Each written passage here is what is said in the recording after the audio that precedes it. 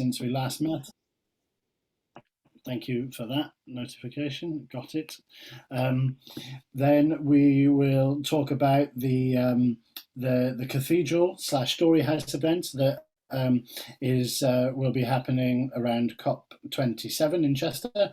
Then we're going to have an update on the Sustainable Food Places initiative that Steph Ellis is coordinating for Chester. So that's kind of the first half, and then in the second half we'll talk about our the campaign that we'll be running for the next 2 months, and that will be focused around home energy and the improvements that we can all make. And we have, as Martin mentioned, some guest speakers that are going to talk to us during that. Okay, so I'll just try and run around as my screen is showing people. So I think everyone's met myself before. If not, my name is Stephen Hughes, and I chair this group, the Chester Sustainability Forum. Outside of this, I'm a chemist by trade, and I also I'm a director of a small community interest company called Forest City Projects, who delivered the Chester Super Trees project, as well as some other minor biodiversity projects in the city. Martin? Yeah, I'm Martin Preston. I'm retired, live in Mickle Trafford. I'm the secretary of the group and the treasurer as well. Busy man. John Violet? I'm John Violet, and I've been the Cycling UK representative for the area for 3 or 4 years now. And the area covers most of Cheshire West and into North Wales. Brilliant, thank you. Simon Brown?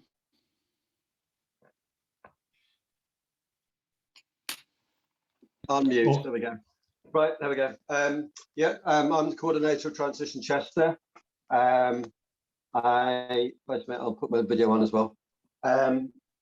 Coordinator of Transition Chester, which supports various initiatives to enable people to live life with less carbon and to improve habitats and biodiversity in Chester and surrounding area. Very good. Andy Hamill? Hi, good evening. I'm Andy. I'm representing Sorgal Community and the Chester Cycle Campaign, who are campaigning for better cycling facilities in the city. Brilliant, thank you. John Taken? Yeah, I represent Chester World Development Forum, and I'm a long time interest in environmental issues through my work with the Environment Agency. Thank you, John. Jackie Creswick?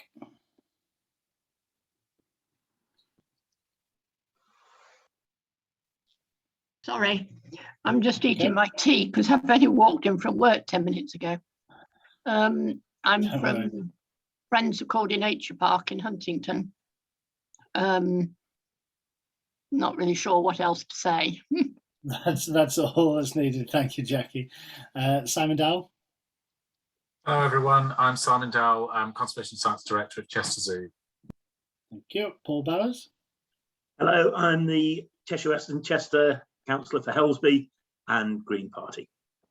Thank you. Hannah Brooks? I'm from Chester Zoo and I am Community Engagement Manager. Thank you very much. Tammy? Tammy, the Sustainability Manager at the University of Chester. Brilliant, thank you. Andy Ross? Yeah, Andy Ross, and a founder of Centre for Energy Equality, looking at equity issues in the energy transition, based in near Northwich. Brilliant, thank you. Anya? Hi, I'm the project manager for the Nature Recovery Corridor at Chester Zoo. Thank you. Sean English? Hi there, I'm the local group coordinator for Chester Greenpeace. Brilliant, thank you. Pete Benson? Hi, yeah, I'm a joint coordinator for Chester and District Friends of the Earth. Kerry is the other one, and you got the short straw tonight. Okay, good. Jennifer Kelly. Hi everyone, I'm Jennifer Kelly. Please call me Jen. I'm the new head of sustainability at Chester Zoo. I joined just over 2 weeks ago, so just getting started. Good to meet you all. Brilliant, brilliant. Thank you very much. Neil McFadden. Oh, my microphone's on. Sorry, yeah. Okay, so I do a few things, but with so many zoo people here, I'd like to say I organise volunteers in Westminster Park, and we've got about a hectare that we're developing as wildlife habitat as part of the Corridors project, following a presentation Hannah did a few weeks ago, or a couple of months ago. But I'm also writing the land use plan for the LEP area, so Cheshire and Warrington. As well as many other things. James Melling. Hello, I'm James, the Campaigns Officer at Cheshire Wildlife Trust. Thank you, James. Peter Spears.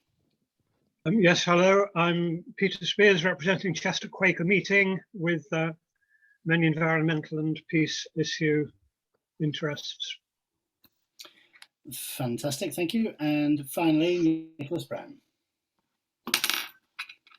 I'm Nick Brown, chair of the local Green Party. I'm also having my tea, that's why my camera's on. I'm not with Jackie though, but I am with Kerry, the other Friends of the Earth coordinator.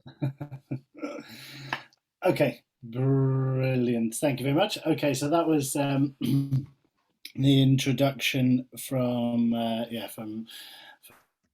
everyone. As I mentioned on the agenda, the first thing up on there was the Mass Cycle event, or AT Fest, as it was called. So the majority of us, I think, attended the last meeting, and we kind of went through a number of ideas on how to coordinate something that promoted cycling within the city. At the same time as this idea coming about, the Chester Cycle Campaign, mainly through Stephen Perry, and CRAG, which is the Chester Residents Associations and Groups, I think, we're also planning a similar event. So since our last meeting, myself and CRAG and the Cycle Campaign met with Rose, whose second name escapes me, but is the new director of transport for Quack, and we went through. Oh, was someone about to jump in with their second name for me? Yeah, MacArthur. MacArthur, yes, thank you. Yeah, she seems quite progressive and quite knowledgeable in how to facilitate behaviour change when it comes to transport around cities. She's worked on the transport strategies for 3 different Commonwealth Games, I believe, in Australia and here in the UK in Glasgow, and she was very positive about the idea of an event that is promoting cycling and mass cycle events, and that at the moment is kind of being continued and pressed with the Cycle Campaign, and as I mentioned with CRAG.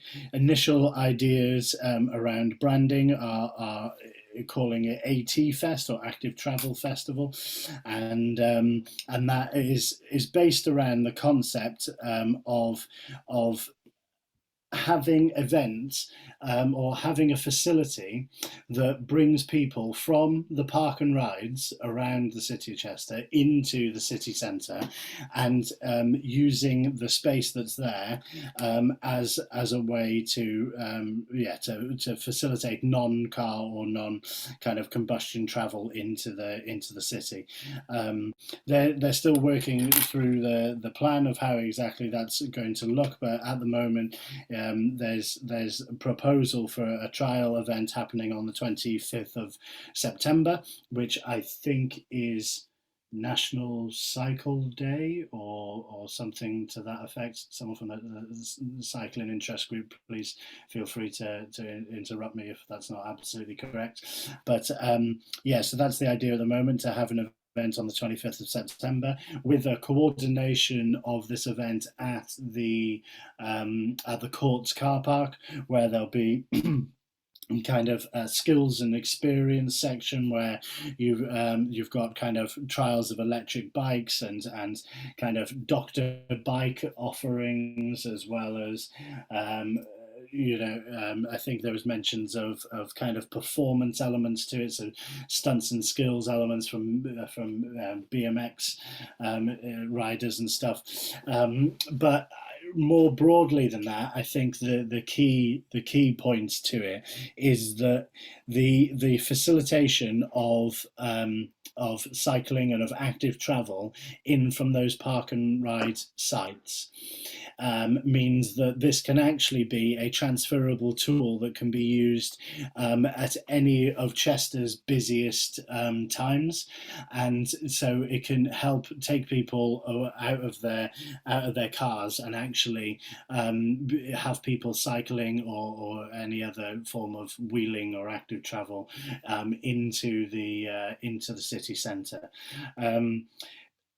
Unfortunately, Stephen Perry couldn't make it this evening. He would be able to go into more detail about the plans as they are at the moment. It's still very much in its infancy, but there's some strong strong ideas and a good cohort of individuals that are pressing it forward. Are there any other questions? Any questions about what might want to happen? Anything anybody's concerned about? I could try and answer.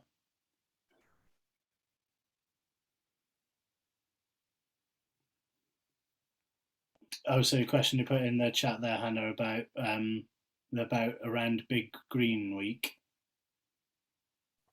That wasn't a question, that's just a coinciding event, but I don't know whether Helen's there. Oh, she's there. Yeah. Cool. I was just checking because there'll be another festival day, so they can either complement each other or run on the same weekend. Our Wildlife Connections Festival is the weekend before that. Yeah, Stephen phoned me today, actually, just before he went on holiday. So yeah, we've had a bit of a chat today about how it may or may not link into Great Big Green Week, because it's the day after the Grosvenor. We've got the start of the festival is the Grosvenor Park event on the 24th. And I think they're planning on the Sunday, weren't they? Sorry, I missed the beginning. I lost track of time. Doing something else. Yeah, indeed.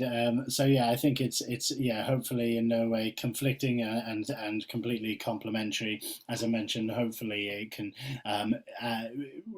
when it becomes fully formed, it will actually be kind of a facility that helps travel to all kinds of events, just like the event in Grosvenor Park and others that will kind of be progressing on. Okay. Anything else anyone's concerned, cautious about for that? No. Okay.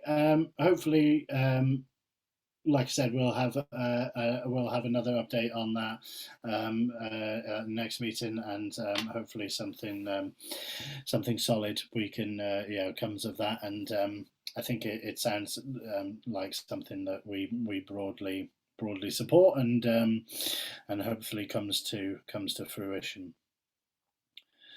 Okay, so second thing on the agenda. The second thing I had on here was the HyNet public meeting, but to save my voice and me talking for hours on end, I might just jump to the Cathedral Storyhouse event first and then loop back to that.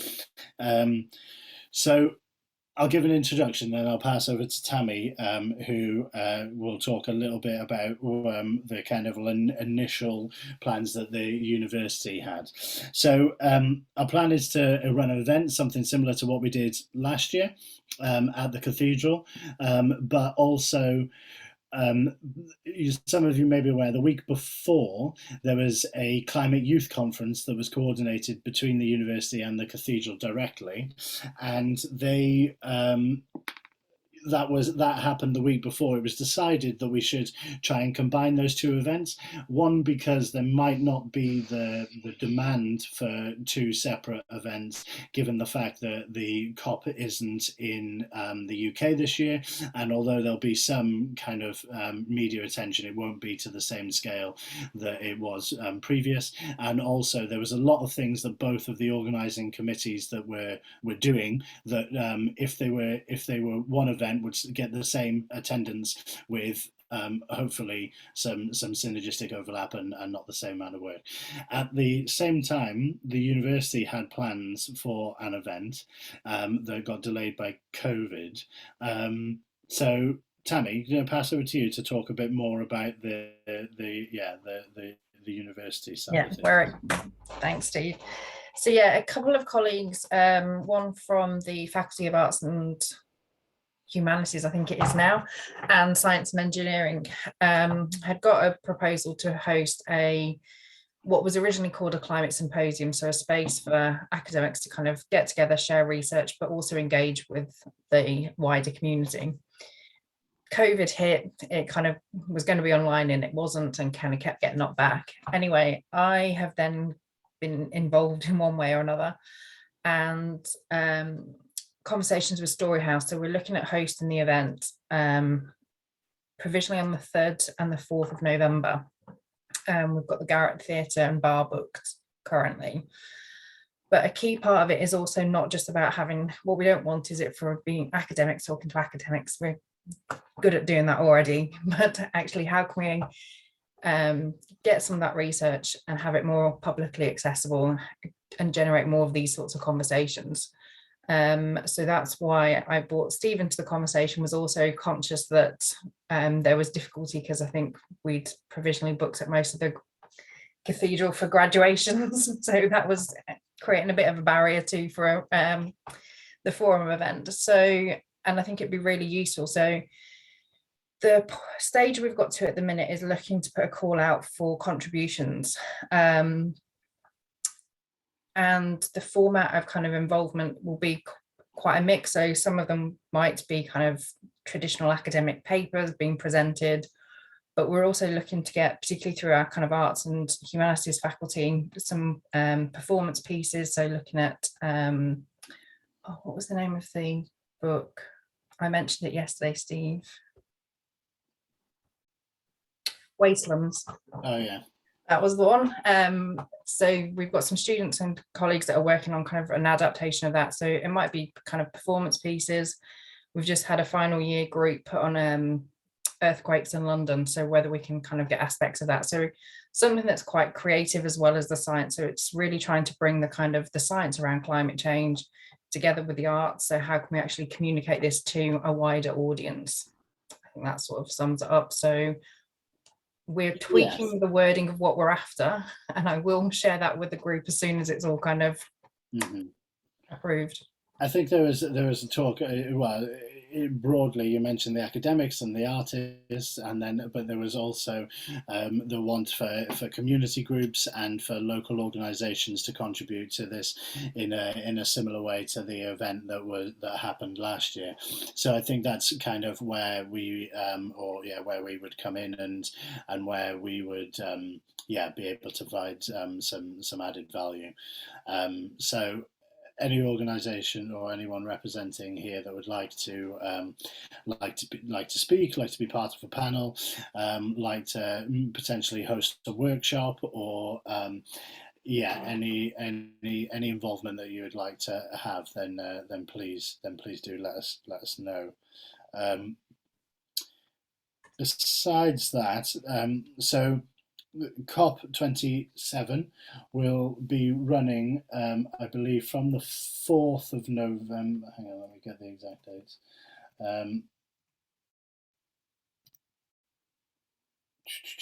From the 8th to the 20th of November. So the plan is to have a programme of events that are happening throughout that time in Chester. And so the the event talked about at Storyhouse is just the week before. The plan or the date available at the Cathedral would be the week after for the schools event, and so again, I think in a similar format to last year, whether that's at the Cathedral or at Storyhouse, would be kind of what we're looking for. So please. I don't know if we need it now, but if you are happy and wanting to attend, please drop a message in the chat, and we can take it from there. But I think there will also there'll also be more updates as we move through the year. Making sure I've mentioned everything on that. Oh yes, last year, or what would have been 2 years ago now, we had some sponsors of the event. So if anybody is aware or happy to contribute, then that would help, make sure that the event is free to attend, or at least has a very nominal cost, which will obviously help attendance and help spread the message and help engage with people. Okay, is there anything else, Tammy, you think that I meant, or Martin potentially? Anything else needs to be mentioned at this stage? No? Okay then.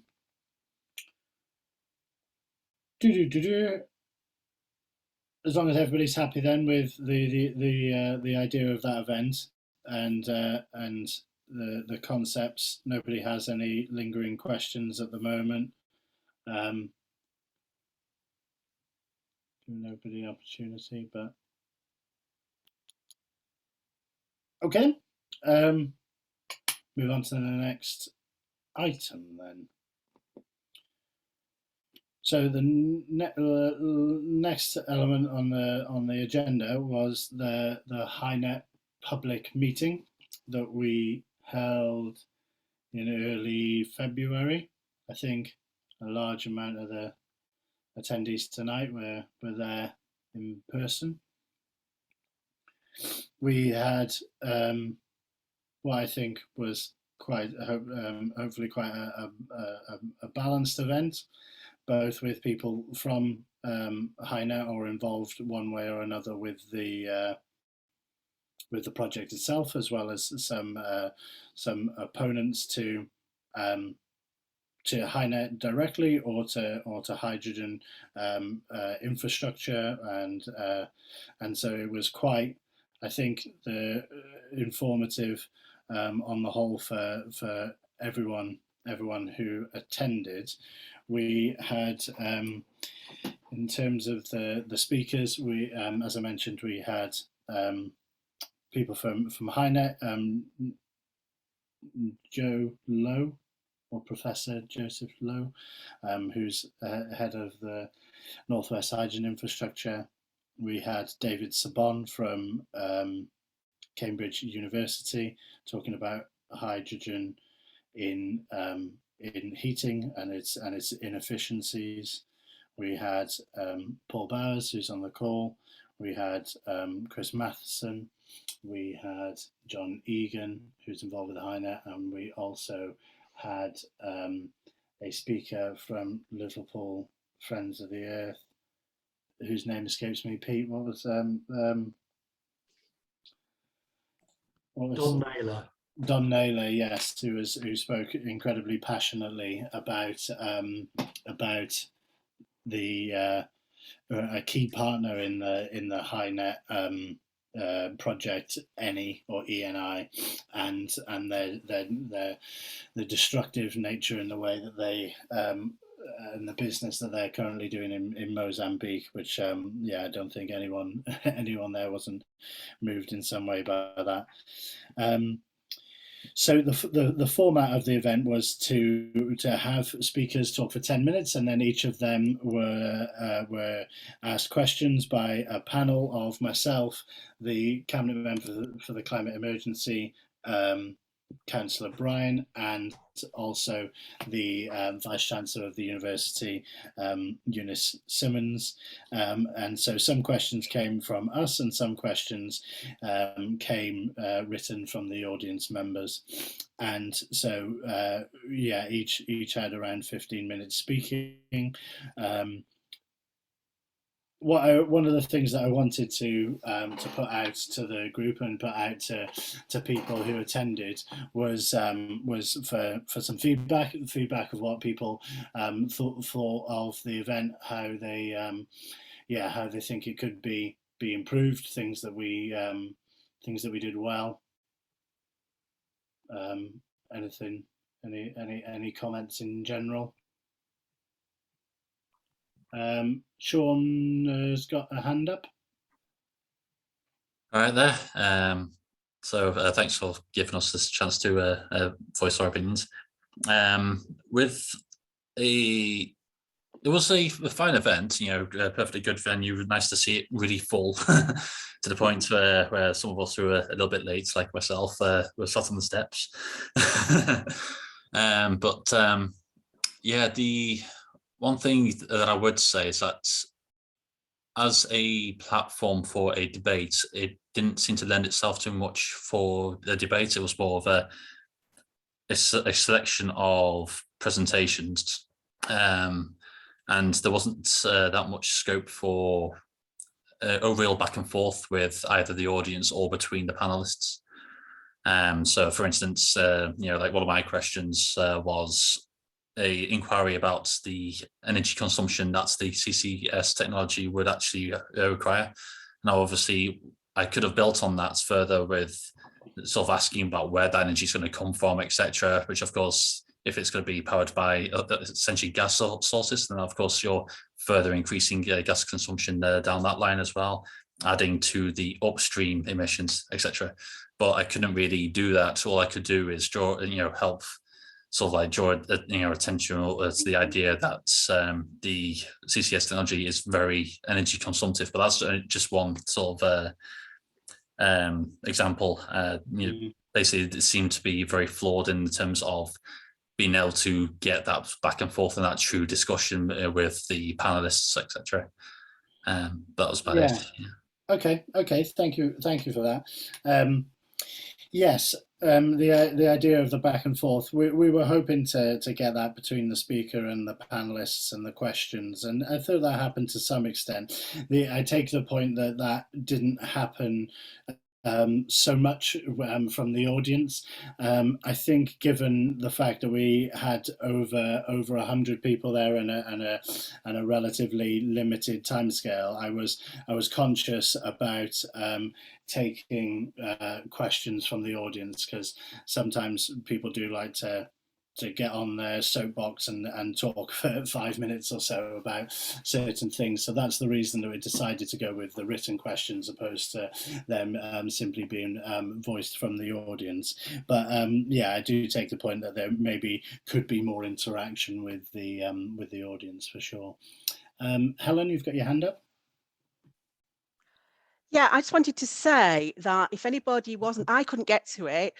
Martin very kindly wrote an article, which I did have to cut down a little bit, but it is on, he knows already that he's fooling you.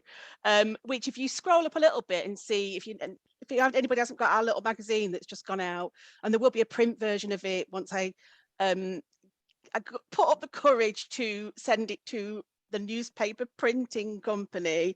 So if anybody wants to read the article, in fact, I'll put the link to the full article of Martin's, because that's got everything in it that I couldn't quite get in the magazine. And then the other thing I just wanted to say as well is that Jane, who's part of Chase with Neil, actually said to me the day in a conversation how impressed she was with you, Steve, of your handling of all the questions. So although I wasn't there, I just wanted to mention that to you. Brilliant, thank you, Helen. That's yeah, positive feedback. I'm glad that that something went right at least. So no, okay, good. Thank you, appreciate that. Something that you mentioned in terms of a a summary of the event that Martin wrote.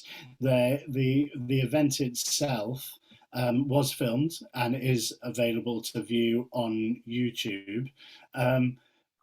Oh, Sean's on it. It's slightly in two parts, simply because of the size of it. It was nearly 2 hours, the event. So the two parts, one's just been posted in the chat if you do want to follow up on that, and part two might be coming soon, hopefully. Anyway, Paul Bowers. Not so much about the event, just the press coverage. We was, I mean, I don't know how we make it happen, but we didn't get in the local papers that week, did we? And I felt it was a real shame that we didn't. I mean, it's more suggestions than anything else. If anybody had any suggestions, we wrote press releases and notified them and everything, but didn't get anything. Is there any ideas how we could have made more impact with the local press? Yeah, that is something that we didn't do. I think that might be that might lie on my shoulders, because the leading up to the event was there was a lot of focus on making the event itself be as kind of as good as possible in terms of the speakers and the format and stuff. So I didn't actually go beyond actually promoting it. It was still surprisingly, maybe I shouldn't use the word surprisingly, it was still, like I mentioned, very well attended, over 100 people. We had, I think we only had a capacity for 136 in the Garrett Theatre, so more promotion might have meant that we hit that capacity, but still, it wasn't a complaint. It was more, if anybody any ideas really as to how to get it out there better. That was all. I'm happy to for anybody to mention. It's going to be in our print magazine. Everybody can read Martin's view of it, which I'm sure Martin does not want anybody moaning at him, because Martin's view may or may not be different to your own. Because I did ask Martin if he would like to write it, and obviously he can only write his own personal view. But I have not watched the video. I really enjoyed reading Martin's article. I have to say, actually, at the risk of being accused of plagiarism, I shamelessly stole some of it from John Tacon's excellent write-up for the World Development Forum. So I feel John should share in some of the credit for this otherwise outstanding article written by myself. Oh, Martin, it's a bit late now. It's already done. Or else I'd have put John in bracket John Tacon as well. I think he kindly gave me permission to reuse it. Okay. Neil, you got your hand up there? Yeah, so a couple of points. So in response to Paul Bowers' thing about press coverage, I don't know if you've got, maybe Martin, since he's doing such a great job, there's an opportunity to get stuff in the local press. At the moment, I think the whole project is very newsworthy at the moment, because the consultations for both the carbon pipe from Ellesmere Port out to the Point of Ayre or wherever, that consultation is going on at the moment. There's lots of public meetings, and the consultation on the hydrogen pipes is also going on at the moment. So actually, and I know that the HyNet people and the ENI have both had things in the press publicising the consultations, but actually a lot of the people who are speaking against the development might like to get something in the press in response to the public consultation about the pipes, as a suggestion.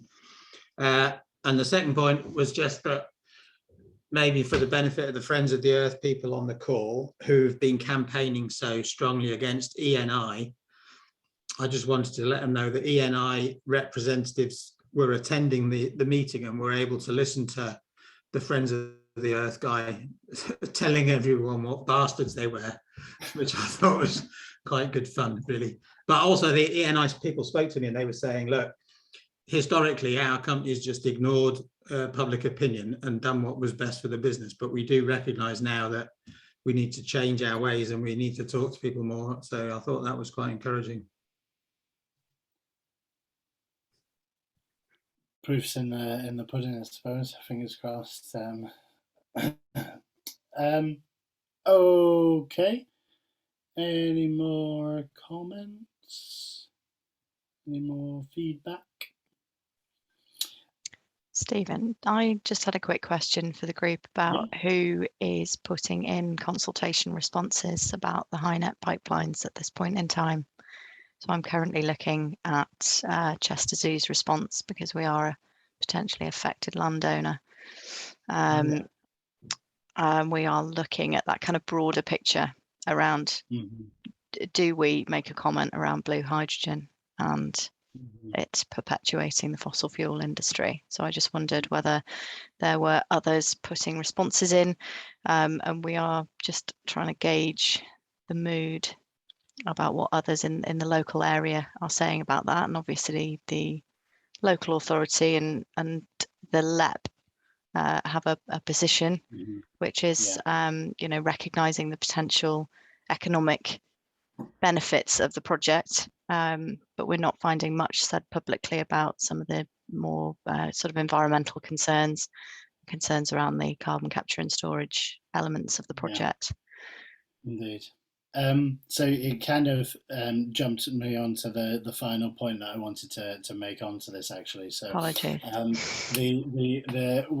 Following the meeting, Martin, as Martin gave a brief overview on the meeting itself, it's our intention to put together a short but hopefully kind of well referenced document that outlines our position as an entity.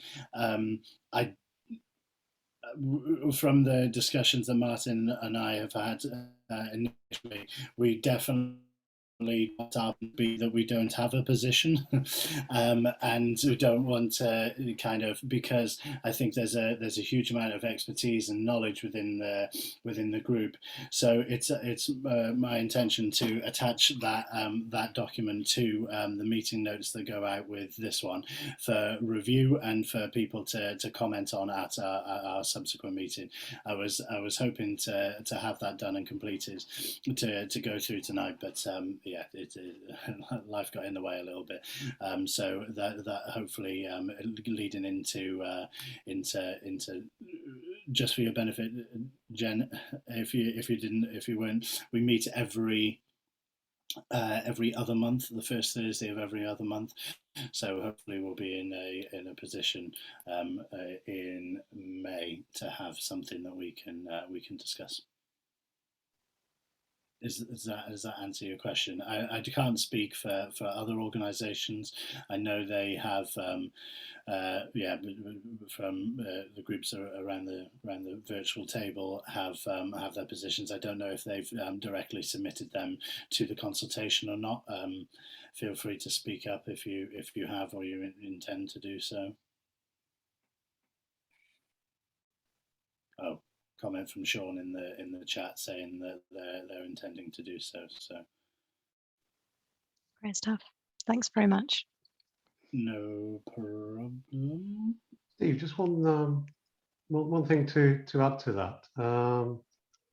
After the session at the Storyhouse, I ended up coming away with all the written questions that had been submitted, and we probably didn't get to answer them all.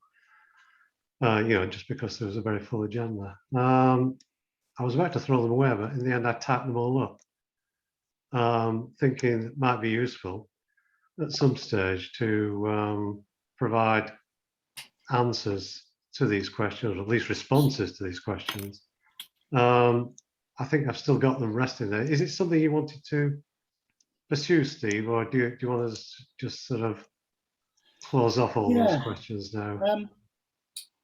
I think it could potentially be submitted as part of the consultation, couldn't it? We'd have to.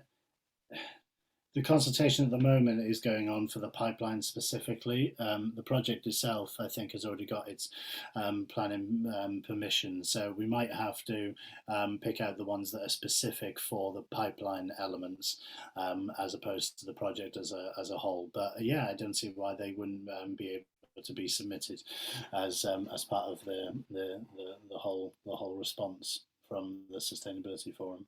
It was our event essentially, wasn't it? So they're kind of our questions in one way or another.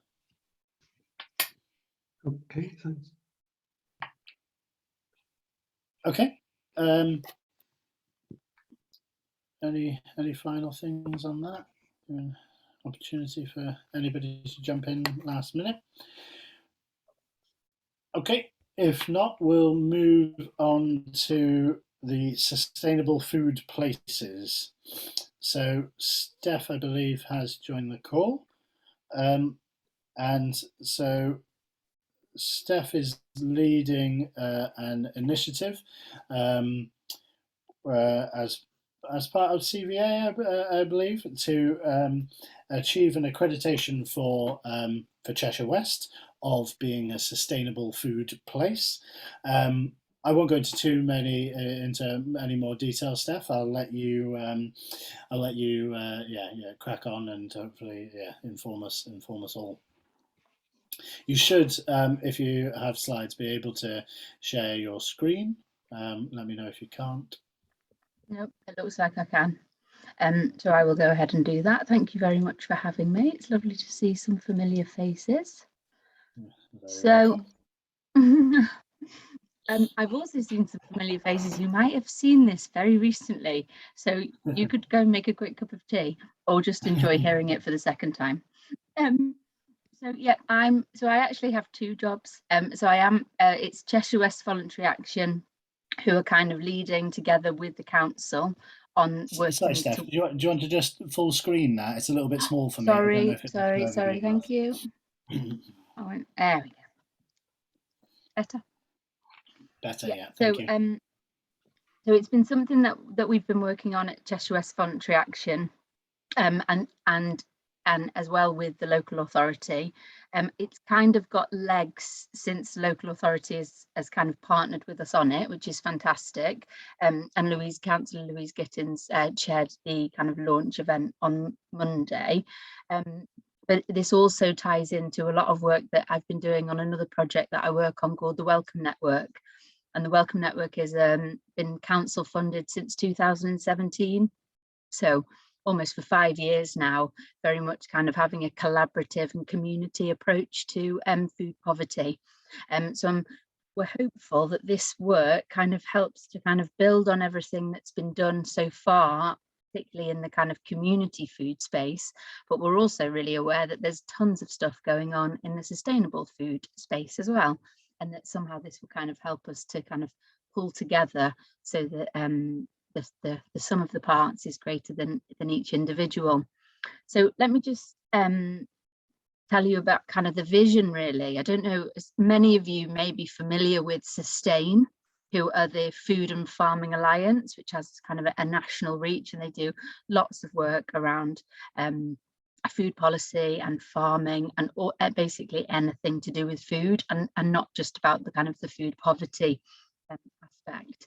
So Sustain believe that if we're going to transition to a healthy and sustainable and more equitable food system, that we kind of need to bring together policy and collaborative action across a wide range of stakeholders, and that's really the premise of this work. And you'll see as I kind of talk through some of the various different elements that we have to show evidence of, that will kind of become a little bit more evident.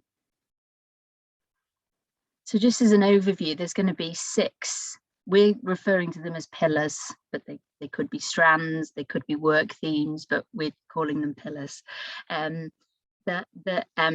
Many and actually it's just important to say that this began as something called a Sustainable Food City initiative, and that that might make more sense to you as a sustainability forum, kind of predominantly in Chester. I have to say, I wish it was just one city, because I think trying to do it across the whole borough will have its challenges.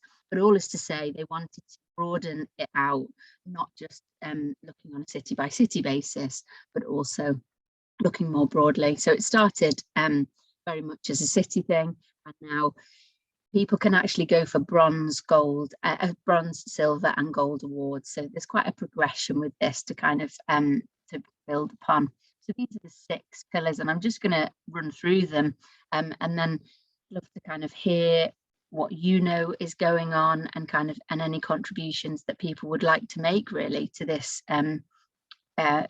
to this kind of moving forward to build an accreditation.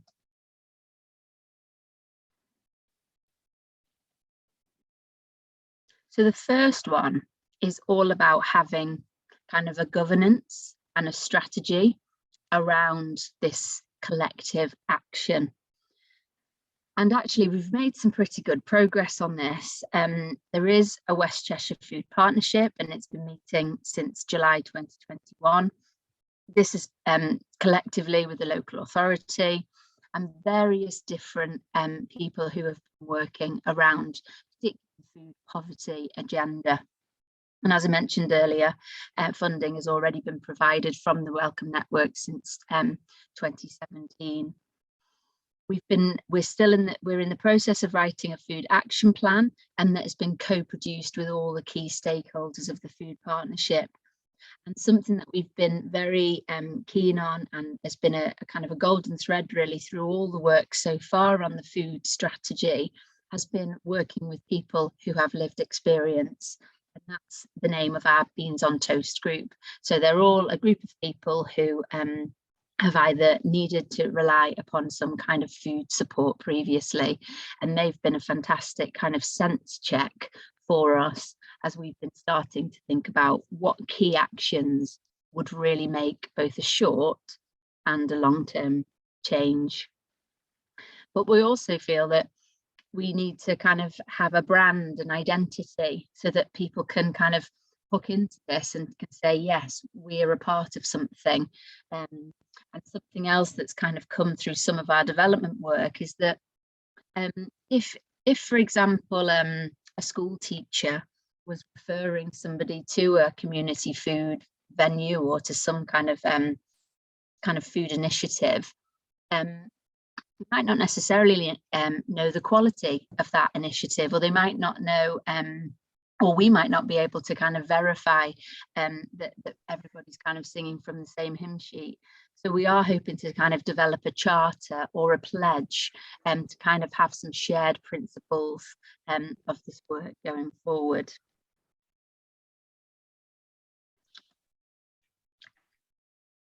The second one very much focuses on healthy food for all, and this is where particularly some of the food poverty initiatives come into play, because we know that actually for a wide range of reasons, often people experiencing food poverty don't have access particularly to healthy food or indeed affordable food. So we have lots of multi-agency working groups that kind of bringing together lots of different people to try and address this issue. You may be familiar with kind of food holiday clubs that are running across the borough.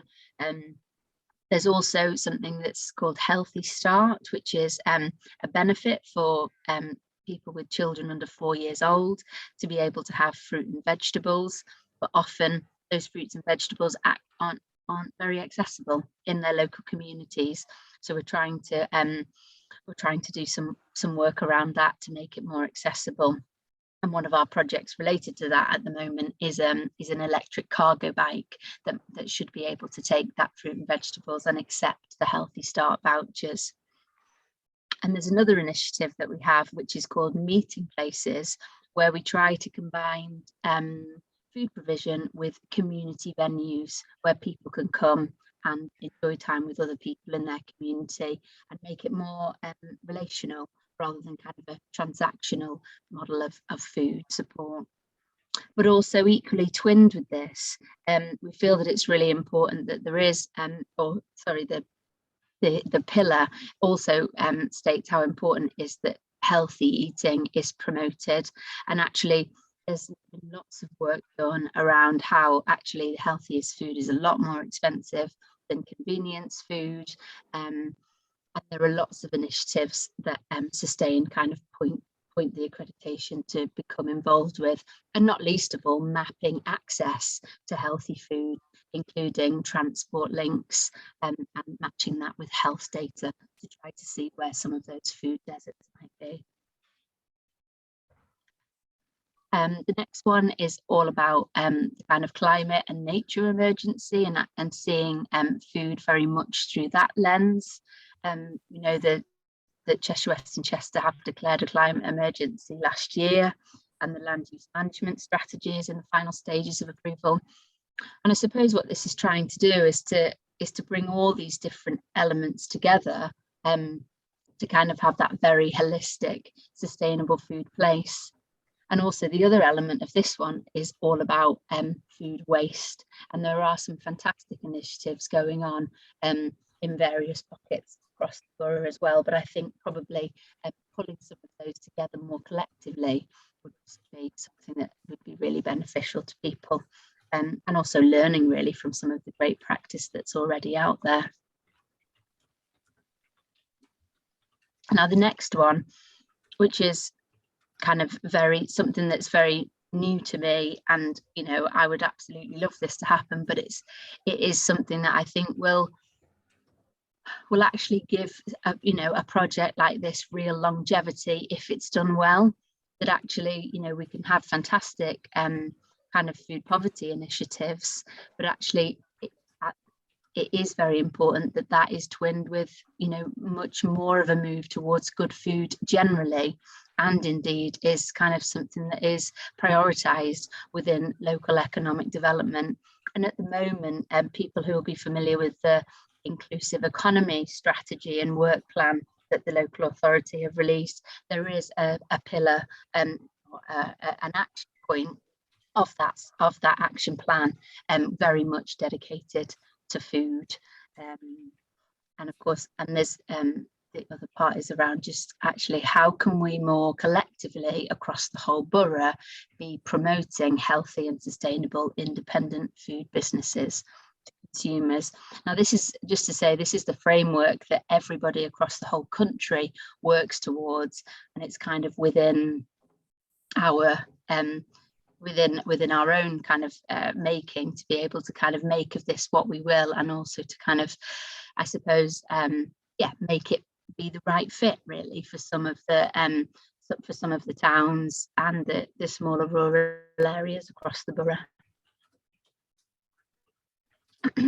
This is one that very much, I think, this is for me, if we think about you know, really some of the long chain, you know, some really kind of long-term changes that could make a difference, particularly around local food being available for local people. I think if some of the kind of higher level policies were much more favourable towards local and more sustainable procuring, I think that could really make a very big difference, particularly to the accessibility of that food for people who are potentially struggling the most financially. And this is something at the moment that we're working quite closely with Chester Zoo on, but also I think very much it will be something that the council need to look at as part of their own procuring, and indeed some of their catering, the various catering things that that they oversee or could potentially have influence over, particularly in the health arena, so hospitals, nursing homes, or any kind of residential facilities and schools as well. And then just the last one, I think some of our reflections so far is that this one, yes, it stands alone, but also this is possibly the thing that will kind of help us to encapsulate all of these kind of pillars or actions that need to be taken, that actually we need to bring people with us, and we need to kind of raise public awareness, not just of good food per se, but actually of all of those great things that are going on. And you can kind of see here some of the suggestions around a public facing umbrella campaign, thinking about community food initiatives that people can be involved in. And we had a fantastic talk from Neil from the Incredible Edible Network in Hambridge to kind of give an example of how they were kind of being a part of a good food movement locally. So if you'd be willing to participate, we're gonna, I don't know if any of you have used Menti before, the Menti meter. If you, it's kind of just an opportunity really for you to share anything that you can think of or that you're aware of that's going on in this space, because clearly not one person can kind of one person could potentially kind of lead on this, but there's so much there that actually we need everybody's involvement and everybody's either ideas, or I wouldn't be surprised if so much of this is actually going on already. So I think it's mental.com, mentl.com, and then it should ask you for a code.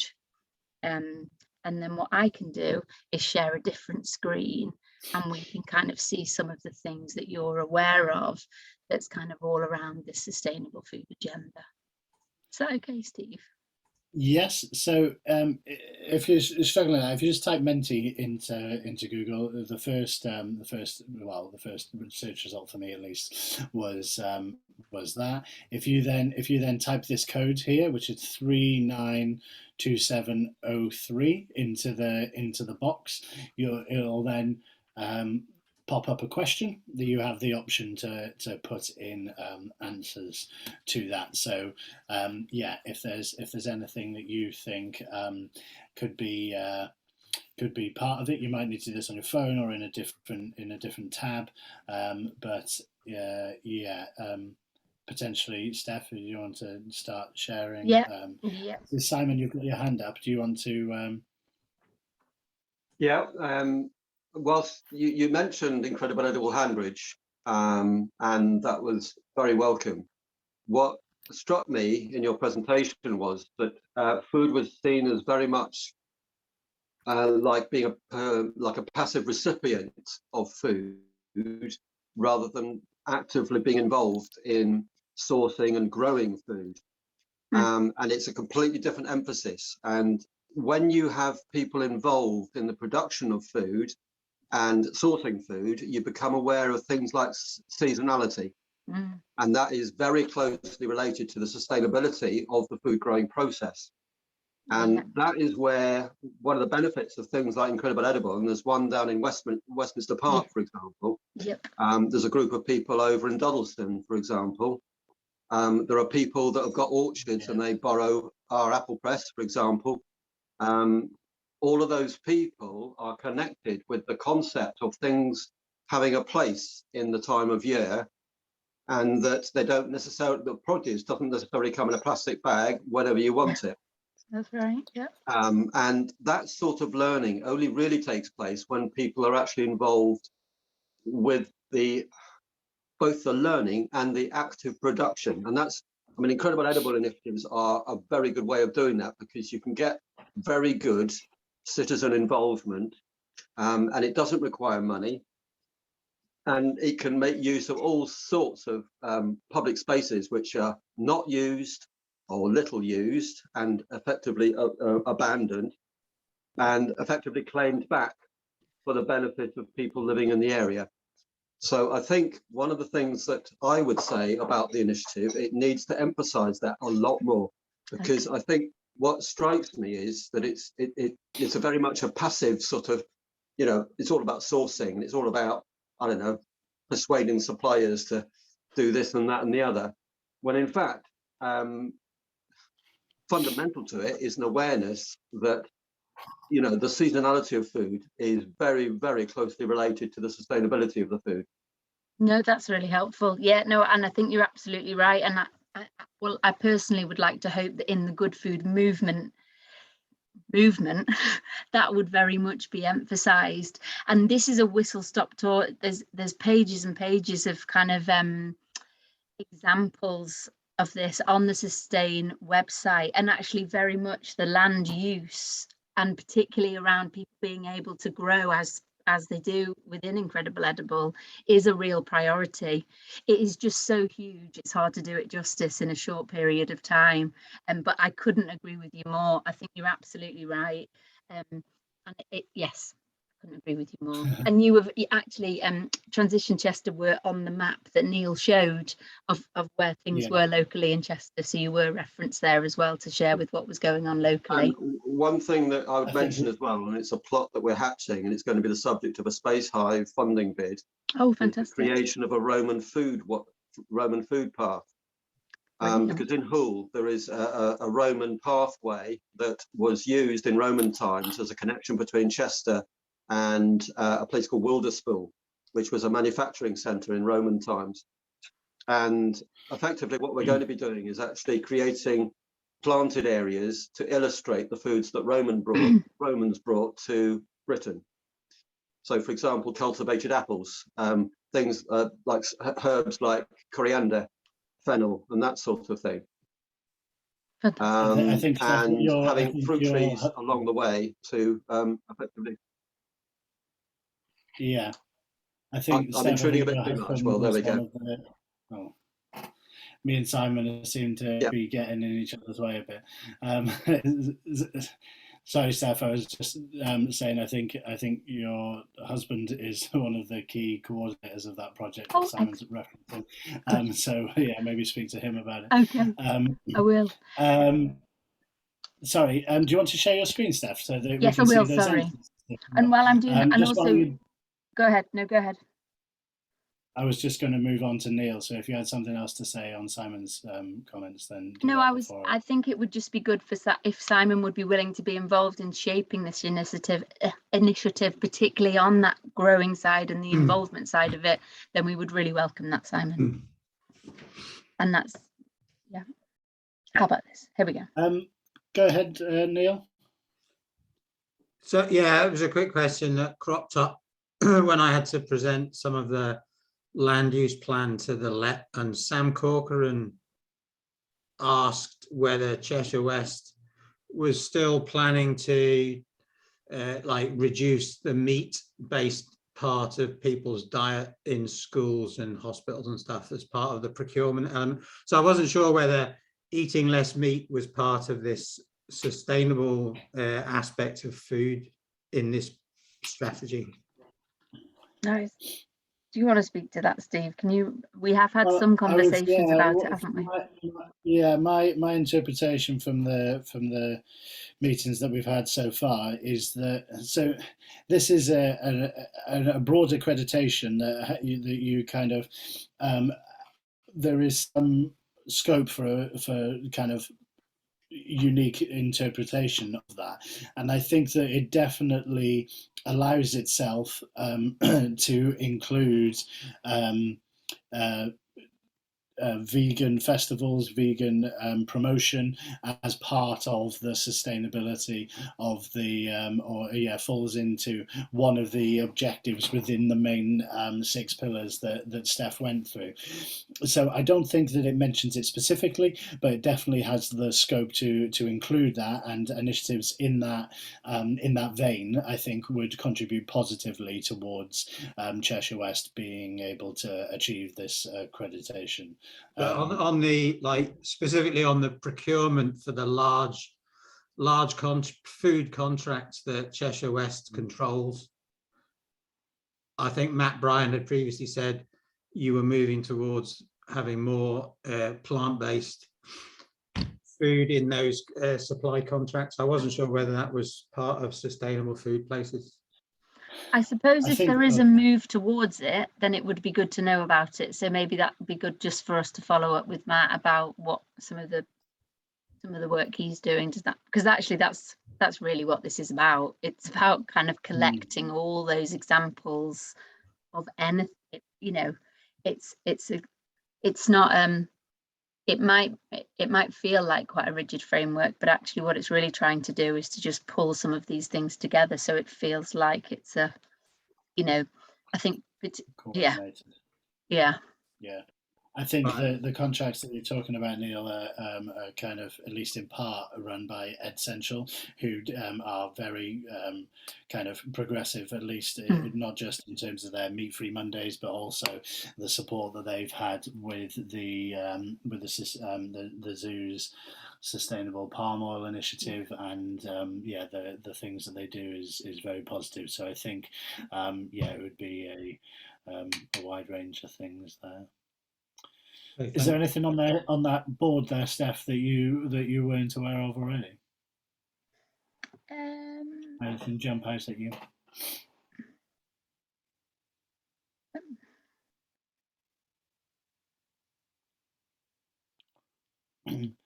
I think go on. Go on. No, I was just going to say I wasn't aware of Too Good to Go. Yeah, you know, I am. Yeah. That was me, Martin. Along with Olio, I think I've got it right. Too Good to Go is an app, and whereby if you've got spare food, you can advertise it. You know, rather than throw it in the bin, folks can grab it. I think that's right. I haven't used it for a while, but it's a means really of avoiding food waste, similar to Olio. Yeah. Helen will know all about it. Helen Tandy. Yeah, she posted the link there. Yeah. Sorry, that was Tammy, not Helen. Apologies. Okay, I realise we're slightly over time now. Is it a quick one, Simon, or is that a legacy hand? No, a quick one. What's not on that list is allotments. Yeah. Right across Cheshire West and Chester, there are loads of allotment sites, and you know, again, that's people actually involved in actually growing their own stuff. Yeah, absolutely. So that could be included. Yeah, and funny you should say that. We were literally just informed. Sustain are trying to promote growing as an entity in and of itself, and I'll send you, if I maybe through Steve, we were going to go through yourselves and various different forums to be able to just kind of share this, and it's kind of a weekend where people, should they choose to, kind of promote their growing, and you can have a pin on a map, so that if somebody's interested in being involved, it's kind of a collective place for some of that information to go. So I will share details, and if it's of interest, or if you've got any contacts there, then you can share it. Okay. Well, there is an allotments federation across Cheshire West. Is that run independently, Simon, or is it run from? Yeah. It is basically there's about 25 members across Cheshire West. Great. Not just Chester, you know, it's Ellesmere Port, Winsford. No, absolutely. Yeah, no, great. Okay, great. If you could share those details via Steve, that would be great. Really appreciate that. But I can do that later on. Perfect. Yeah, no rush at all. Brilliant. Thank you. Okay, like I mentioned, we're running a little bit behind schedule, but okay. So second half of the meeting, I guess, is to kind of talk and to go through what we're proposing as being the broad idea for the campaign that we're going to run over the next 2 months. And so that broadly, as an introduction, is the creation and the distribution of an information pack that is helping individuals more than organizations, so kind of residential as opposed to commercial properties, in making sustainable not just heating, but home improvements, a range of different I'm trying not to go too broadly into it, because I'm hoping that it'll be kind of shaped and molded from us, and so we will go to a Miro board after we've heard from a couple of speakers, where we will try and get down ideas of what this information pack might look like, who it might go to, how it might be created, and all of that. But first up, to get our juices flowing, to get our thoughts in this mindset, we've got Chris Copeman, who I won't I'll leave you to introduce yourself, Chris. But I think essentially you've created your own retrofit passive house, which I don't think is particularly common. And so I won't say any more, and I'll leave you to it, Chris. Hello, hello everybody. Some of you know me already. Hello to everybody. Yes, I've retrofitted my house to passive house standard. I've had training in passive house building, which is a low energy building standard. There's quite a few different low energy building standards across the world, but passive house is probably the lowest energy building standard that's available. I've also recently built a new build passive house building, a vet surgery. It's the first passive house vet surgery in the country. So why would we want to sort of make our buildings low energy? There's a couple of very good reasons at the moment. One of them is the recent IPCC report, which says that we've really got to do a lot more to reduce fossil fuels. We've also, secondly, we've got the war in Ukraine, and at the moment we're buying 5% of our gas is from Russia, so we're helping to support the war effort with all the fossil fuels we're using. So yeah, it's something like 30% of carbon emissions in the UK are due to sort of energy use in buildings. So this is a sort of big area that we really need to look at. So if we sort of compare the sort of current building standards that we're building to in this country, so in Cheshire West, we could be building using 75% less energy if we built to passive house standard. So using a quarter of the energy for every house. So every house that we're building at the moment is sort of storing up years of extra energy use in the future that we could be avoiding.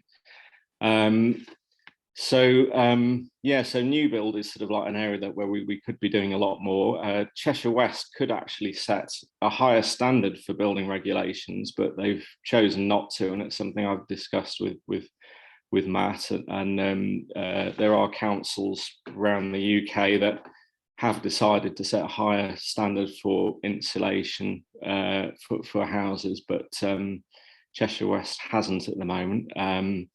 The new building standard the government's introducing sort of shortly doesn't look like it's really going to be any better. So we're building houses that, as they're being built, are already going to need to be retrofitted in the future. So we already have 29 million houses in the UK that need improvement, and the UK has got some of the sort of the draftiest, coldest buildings in Europe. During the recent storms, I spent the first part of them in a passive house, and so hardly noticed that there was a storm occurring outside. Didn't really hear very much. No real difference. Didn't need much sort of heating on in the house I was in. The second part, I was in North Wales, staying in a sort of 1970s building with sort of quite old double glazing, and you just sort of got to really experience the storm firsthand when you're sort of in that house. You could hear the wind whistling through the insulation in the loft, and however much you cranked up the heating, you couldn't really get the place very warm, and the wind was whistling through the gaps in the double glazing as well. So it was quite sort of interesting to just compare the two experiences, and obviously we're going to be experiencing more extreme weather in the future. So yes, we could do a lot more with the housing stock that we've got. If you look at the 5 million solid walled houses that we've got, so these are sort of Victorian and earlier houses that we have, with sort of no insulation in the walls. Just putting 5 centimeters of insulation on the walls could reduce the heat loss from those buildings by 10 times. So there's a lot of potential for improvement that we've got with a lot of the buildings that we have, and whether or not we need to retrofit all of the houses, all of the buildings in the UK to passive house is quite a debatable subject, because that would obviously be an awful lot of work. But we need to do make some considerable improvements to our buildings. How do you sort of build a low energy building or retrofit a low energy building? It's much easier to do it with a new building, which is why it's so important to do it with all new buildings. We should be sort of really doing that.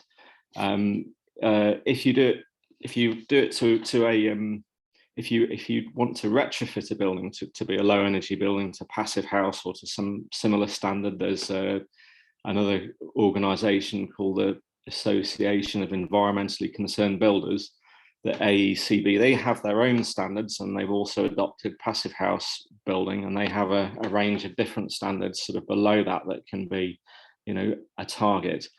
And they all seem to rely on all the same basic principles. So the basic principles of low energy building, I'll just see if I can share my screen.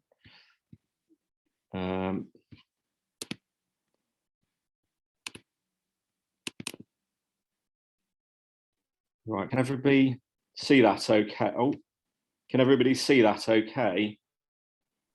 Yeah, that's fine, Chris. Yeah. So there's sort of 5 basic principles to low energy building, whichever sort of methodology you're using.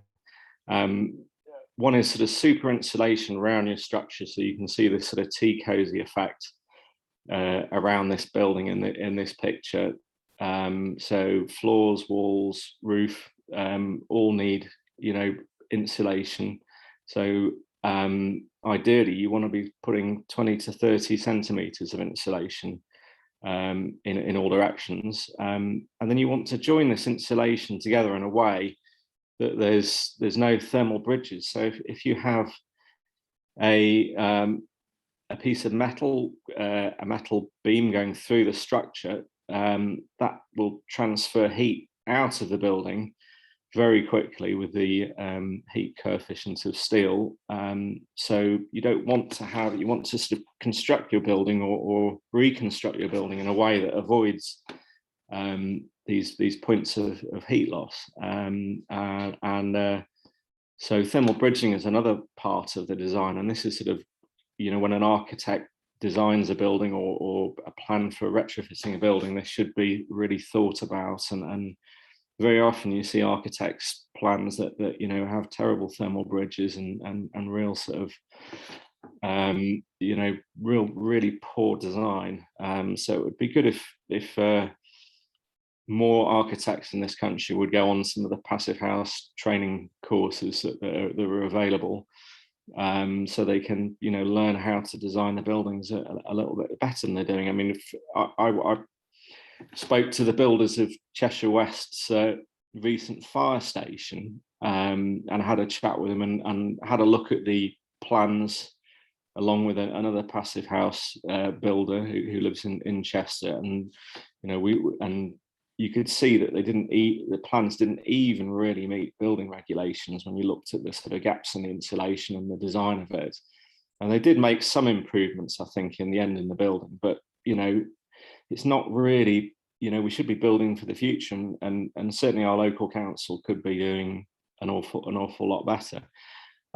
So you've got all your insulation around your building, but if you don't stop the winds blowing through it, as it was the other night in this house in North Wales, that insulation will be bypassed, and you'll get thermal bypass, so it will make the insulation almost useless. So we need also to build in an airtight way. So we need sort of good seals on windows and doors, 2 or 3 seals on windows and doors, and we also need to use membranes or plaster, something that's sort of airtight in the construction.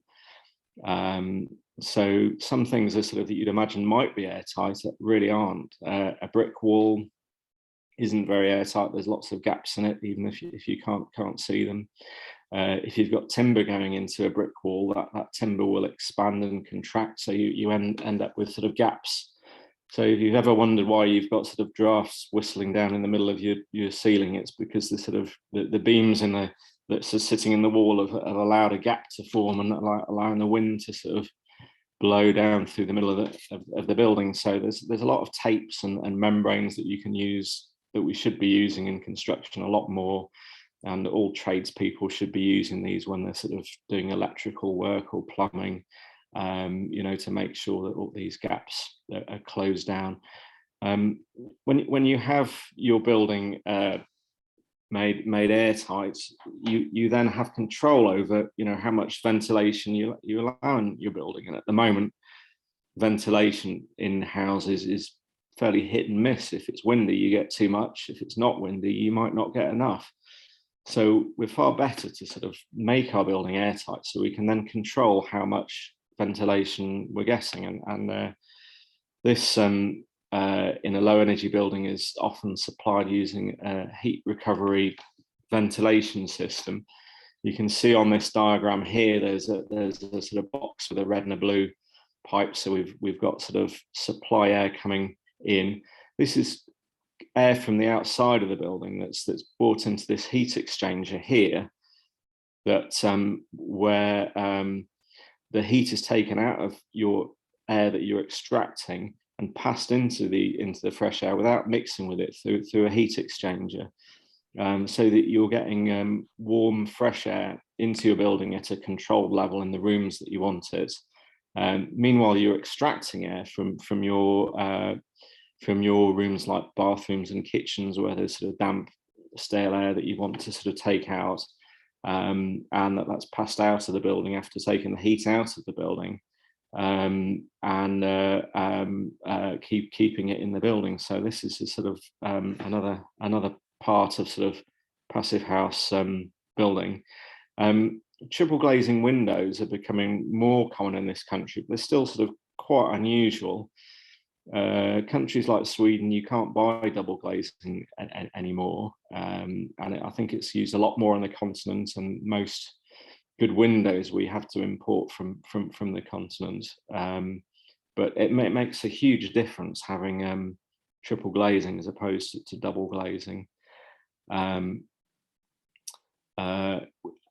Often when we sort of feel cold in a house, it's not just the air temperature, it's also the emissivity of surfaces. So if there's a temperature gradient of more than 4 degrees across a room, that can make you cold, or cold surfaces you can detect, and they can make you cold. So actually just thinking about these things mean that you can set your thermostat at a lower temperature and still feel comfortable.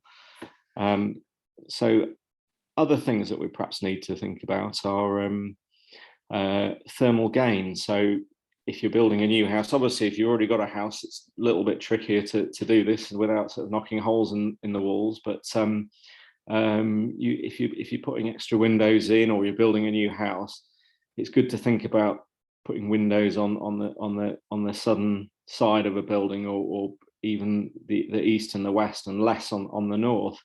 And you can sort of read sort of I think Pliny the Younger wrote an essay about his sort of villa in Rome and how he was doing this. So you know, I'm not sure we've been paying attention the last 2,000 years to some quite sensible building methods. But then, of course, as well as sort of, you know, that you want that solar gain in the winter, but in the summer you perhaps don't want that. So we have to think about, you know, perhaps overhanging roofs or other sort of external blinds, other ways of controlling that glazing on the sunny sides of buildings, so to stop sort of overheating. These are sort of all the sort of principles of low energy building, and if you build your house sort of really sort of to these principles, which are known as fabric first building, you don't really need to even think too much about your heating source. But I think Mark is, are we having a talk from Mark in about air source heat pumps? I think, these are brilliant devices, and if you fit one of these in a low energy building, I've fitted one to sort of building I've sort of just completed recently, and the heating demand for this building is about a 20th with a combination of passive house building, and it uses it's quite a big building with a lot of people coming and going all day out of it. And it uses 1,000 kilowatt hours of electricity a year, when normally building this size would be using 20,000 kilowatt hours. So if we had more buildings like this, and if we were building them now, we would really be getting ourselves ready for becoming carbon neutral in this country. Thank you very much. If anybody's got any questions at all, fire away. Appreciate that, Chris. Yeah, that's super interesting. I think that maybe a large number of us have heard of passive house as a concept, but maybe don't know or weren't aware of the details that you've gone into there. So really appreciate that. Feel free to ask anyone any quick questions. I am conscious again that we're running behind time, so I do want to jump on to our next speaker. But if we've got any quick questions. Tammy was asking for links, I know, but you probably pick that up, Chris, in the chat, and respond to Tammy's question in the chat while we move on to Mark. That'll be good. What was that? Sorry. Yeah, if you look at the Zoom chat, Chris. Jenny seems to have a question. Yeah, I just had a quick question about whether there's any passive house buildings in the Northwest that we can visit, because I feel like one of the main things to overcome is actually kind of, seeing this stuff in action and touching and feeling it. Yeah, there are. I mean, we've had a few open days in our house, which is just in Kingsley near Frodsham, but usually a couple of times a year there's passive house open days, and there should be some in the I got some bike oil on my sorry about that. There should be some open days, usually in the winter there's usually a couple of open days in different passive houses. So if you just Google passive house open days, there'll be some around, yes, I think a few of you have been around my house already. Yeah. I think I remember when you put yours up for an open day, Chris, and then forgot that you'd put it up, and were surprised to see me turn up on your door on a Saturday morning. You're trying to have breakfast with your wife and kids. So I think as Chris mentioned, there are open days. Thank you. Okay, any other questions that you have, just drop them in the chat, and then potentially Chris can pick them up from there. Next speaker we got is Mark Thompson. He's going to talk about what he's going to talk about. So is that enough, Mark? I lost your sound when you introduced me, actually. Just to make sure. Can you just describe what you think I'm going to talk about, just to make sure I have got the scope of it right? I didn't say anything. I said Mark's going to talk about what he's going to talk about. Okay, so, that's a great one-liner. So I live just outside. So yes, so thank you. So I live just outside Nantwich. My background is the energy sector and public sector until I retired a couple of years ago.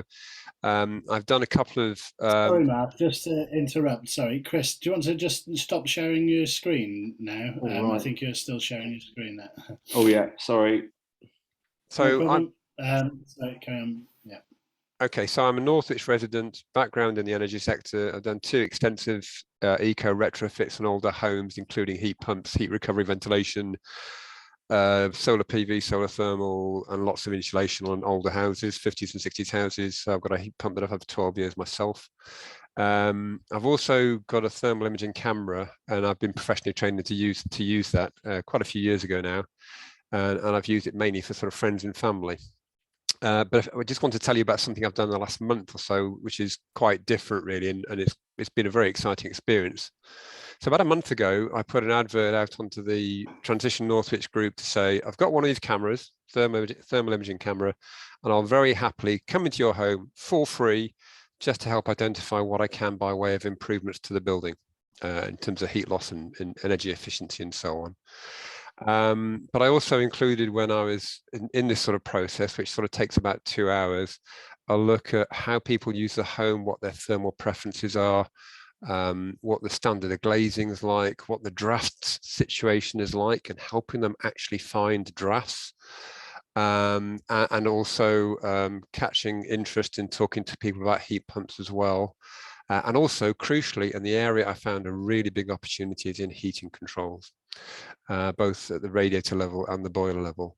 So I've done 16 surveys so far. I've got another dozen to do before the winter weather goes, because you can't do it in warmer weather. I found people very engaged, very interested.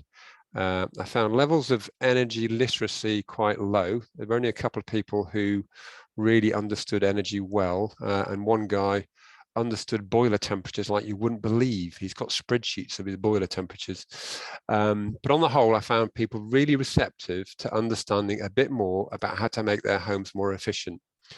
And I would say overall, on average, the homes that I've seen and the sorts of issues with them, whether it's simple drafts, behavioral stuff like leaving the wrong door open and letting air from one cold room affect a room that they want to keep warm, all sorts of simple stuff.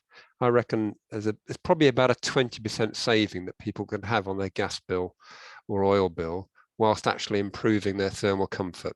So this is all about trying to help them, holistically help them understand what problems they got, practical ideas on how to fix them. So I would show people, you've got a leaking, got an air leak from your patio door here.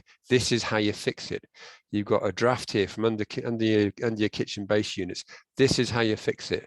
It's all fairly Blue Peter stuff, a lot of it, but it's all very practical, hands-on, to help people actually empower them with the knowledge to do what they do, to solve their own problems and make their homes more comfortable. The two areas I found of significant opportunity were, one was thermostatic radiator valves. Every home I went to, the thermostatic radiator valve in every room was set to number 5. And if any of you know how a TRV works, if it's on number 5, it's not controlling temperature. So there were rooms overheating. There was one house galore. There was one house where the owners said, we can't have the heating on too long in the evenings because the kids complain it's too hot upstairs and you have to turn it off. And that's purely because people don't understand how to use TRV. So it's very simple. So I've just put a simple guide actually onto the Transition Northwich group about how to use a thermostatic radiator valve and save yourself quite a lot of money. So I think just people understanding how to use a TRV would save easily 10%, if not more in some cases, depending on how their radiators, their heating systems are set up at the moment. The other big area I found that's no big secret in the UK within certain sectors is condensing boilers that were set to run at far too high on operating temperature, way above the temperatures that will allow them to actually operate in condensing mode.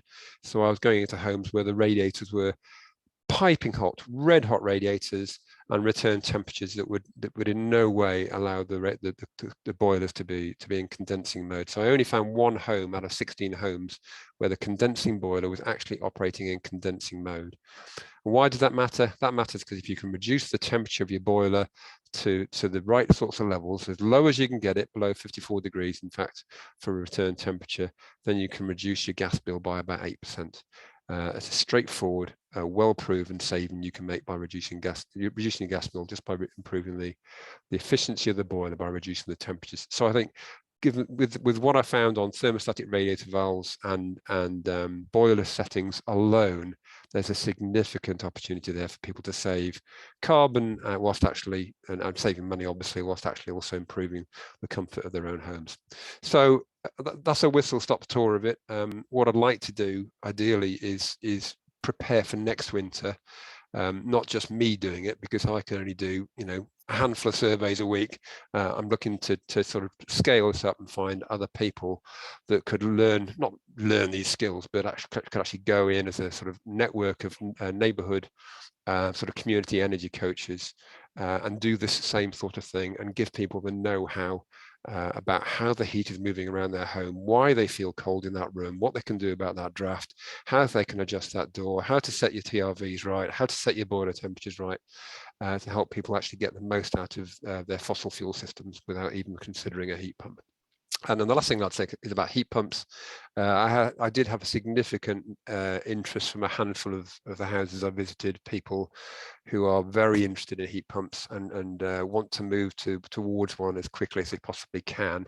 So I think the ability to go in as a completely neutral person who understands heat pumps, has lived with them, to be able to say, this is what it would be like in this home. This home would be suitable for it, I'm sure. You might need to make that radiator a bit bigger. If you did it, you'd have to have a hot water tank, or you may not need a hot water tank. This is where your heat pump would go, and to give them an idea of the disruption and the experience that they might have if they do it, because obviously it can be a very disruptive experience. So that's it. Any questions, any comments? I don't know, we're short of time, so I won't try and make any more points myself. Mark. I think, thank you so much. I think there's a few things that you've said there that just totally resonate with what we were hoping to do, and the complementary nature that I think an information pack, a neutral information pack, would have to be distributed to people that talk about these really simple things that could be made, and how, if that is combined with your initiative of yourself and others going out to do these surveys in homes, I think it would work incredibly well and incredibly synergistically. Just before we get on to questions, Mark, something that I wanted to mention to yourself. I spoke to Will Pearson today from the council. And I will. They have, or he specifically has, a number of thermal imaging cameras that he's wanting to give to community groups that are doing good with them. So I said that I'd mention that to you, because I think he's got at least 2 or 3 more that you could have access to. That's great. I think would be further facilitate this. Great. Yeah. But they do need a bit of training to use them, and I'm happy to provide that training for free. So they need a few, 2 to 3 hours certainly of help people understanding how they work, because you can get very easily fooled by them. They're not as point and squirt as you think. Okay. But I'll get in touch with Will directly about that. Okay. I see you put your hand down, Tammy. Was your comment something similar? It was only to say that the council, we've used them in the past, quite a few years ago now, had the 2, and we've had student projects, which was really useful. So yeah, you already answered more. Fantastic bit of kit. Yeah, absolutely. Great fun. Oh, yeah. Pointed at a very pet. useful results as well. Simon? Yeah, there's 2 things I want to mention, and I mentioned it at a previous meeting as well. There's an organisation called the Carbon Co-op based in Manchester, which one can become a member. It's a consumer cooperative, and its objective is to link up people who can provide services like energy surveys, and put them in touch with appropriate tradespeople. And you can basically join. I think it's 30 quid a year, and you get access to a whole network of support and information. So that's one thing. And I'd also mention the thing called the Super Homes Network, which has been around for quite some time, but has revitalized itself. And effectively, it's a register of homes that have been retrofitted to a high energy efficiency. So they've achieved a 60% carbon saving in the retrofit. And there is a website which you can consult, which points you in the direction of different retrofits, from anything from passive house to solid wall insulation solely, or ground source heat pumps and so on. And a lot of those properties are basically available for people to come and have a look around. So that's another thing. It's superhomes.org.uk. Brilliant. Okay. Very good. I've noted that down. So what I'm going to do now, or what I plan, what the plan is for the next kind of last 20 minutes or so, is to just, I'm going to share a Miro board with everybody. So if you can see this, then hopefully that's the case. So can people see that? Okay. Yeah. Okay, so there's kind of 5 broad sections here in what I want to kind of get some initial ideas down on, yeah, as you can see, first of all, we've got what we think needs to be included in that pack. What does it kind of look like, I suppose? Is it simply printouts? Yeah, how is the design of it? A little bit more about how that could be created or who's going to be involved with that. And then the right-hand side of this, which I think is as important a section as the pack itself, is how that is distributed and who that goes out to, and that kind of thing. But first of all, I think let's take some. So the way we'll do it is if people can just shout out. Hopefully, people won't be kind of over each other too much. If you feel more comfortable making a comment in the chat, if Martin, you could be kind of just yeah on that and convey them to me, then I will try and note them all down. So yes, go ahead. Feel free, anybody.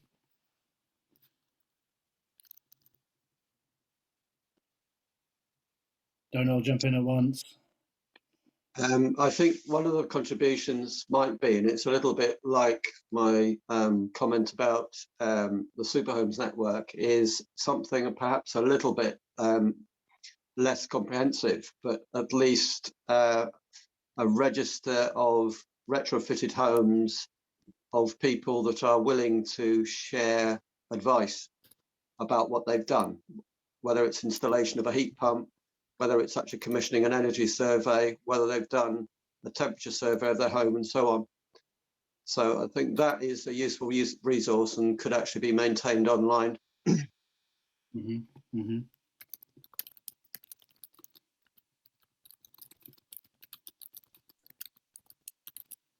Sorry Yes, for an obvious one, Steve, but what's its title? What's this going to land as on people's maps? Yeah. I guess that maybe falls into what does it look like? Right. Yeah.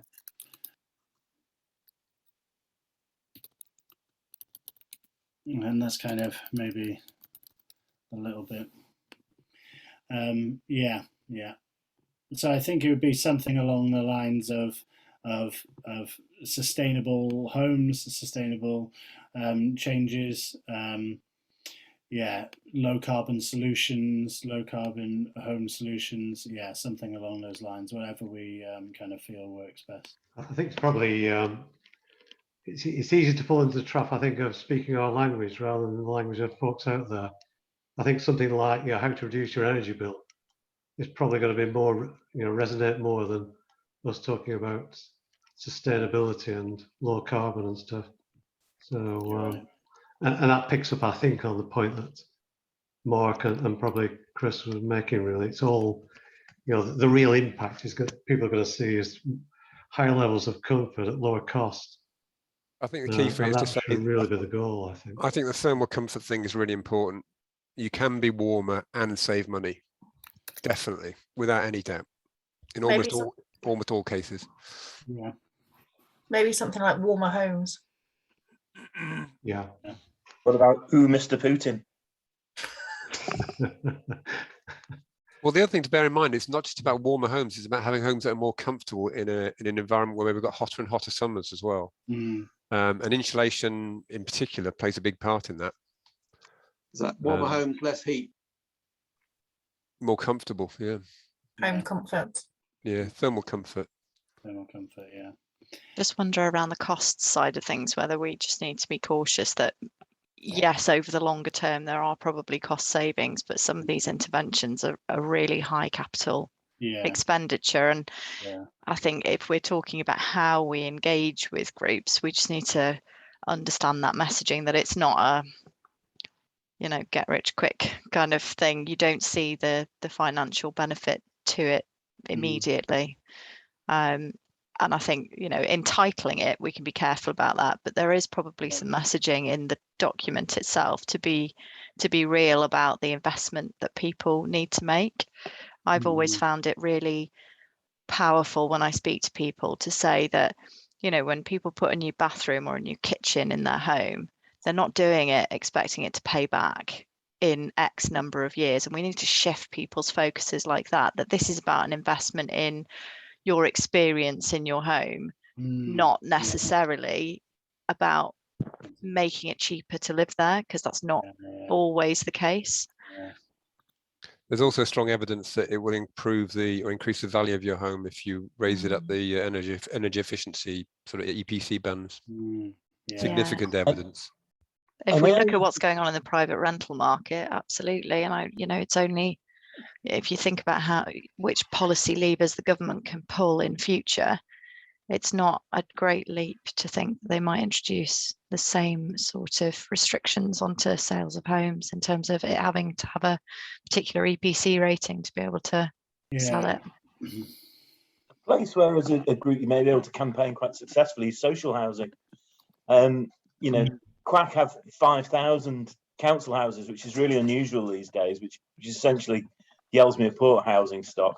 So to spend 30,000 a piece on those to insulate them, you know, to a decent standard would be, I think it was 165 million, which is clearly out of, you know, that would be almost half the annual budget for Quack.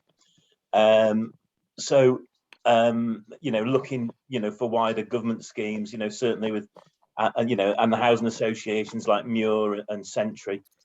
Cheshire West, to be, well, not to be fair to them, have committed to building any new social housing to a passive standard. So before COVID, we'd been to Anglesey to see a housing association, I can't remember what they're called, who are making their own passive houses. So unfortunately, so few are built that it's marginal difference, but at least it's, you know, they're starting from, you know, somewhere in that. Yeah. What was the first comment that you made, Paul? Because that was not the Quack stuff, but there was something initially that was a bit more about the campaigning at social housing generally, because that's somewhere, you know, where you improve standards across the board. You make impact, don't you?